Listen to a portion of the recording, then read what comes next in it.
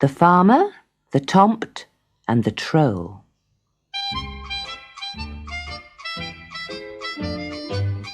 There was once a Swedish farmer who was so mean that no one would work for him. In the end, he was forced to advertise for a Tomt, which is what Swedish dwarfs are called, to gather in the harvest. Only one Tomt applied for the job.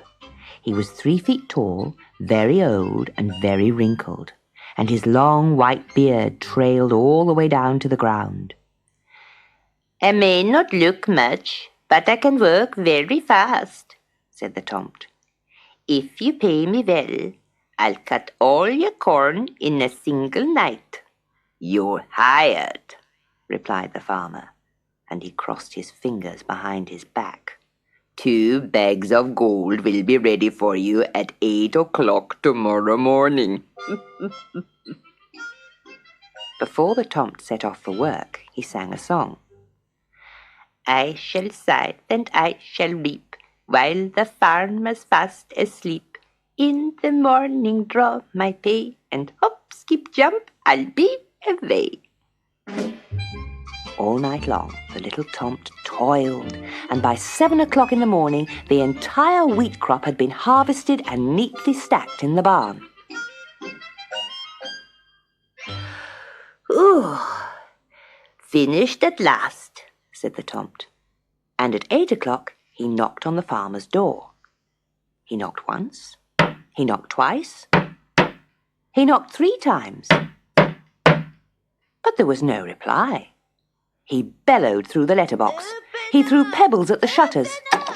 At last, the farmer poked his head out of a window and shouted, "What's all the fuss about?" "I want my pay," said the Tomt. "Well, you can't have it now. Come back this time next year, and I'll see what I can do." And he slammed the window shut. The poor little Tomt was so furious at being cheated that he went off to a nearby hill to plan his revenge.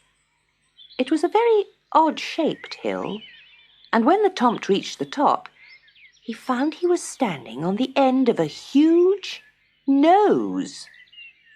"Good heavens," he said to himself. "This isn't a hill at all. It's a troll. And I have been trampling all over him with my dusty shoes." "I don't mind," said the Troll. "It's lonely up here, and I like a little conversation now and then." So the Tomt told the Troll his sad story, and the Troll was absolutely furious. "Fancy cheating a poor little Tomt like you." Then the Troll had an idea. "Let's visit the farmer together. I'm sure he'll pay up when he sees you've got a big brother like me." So they marched off to the farm.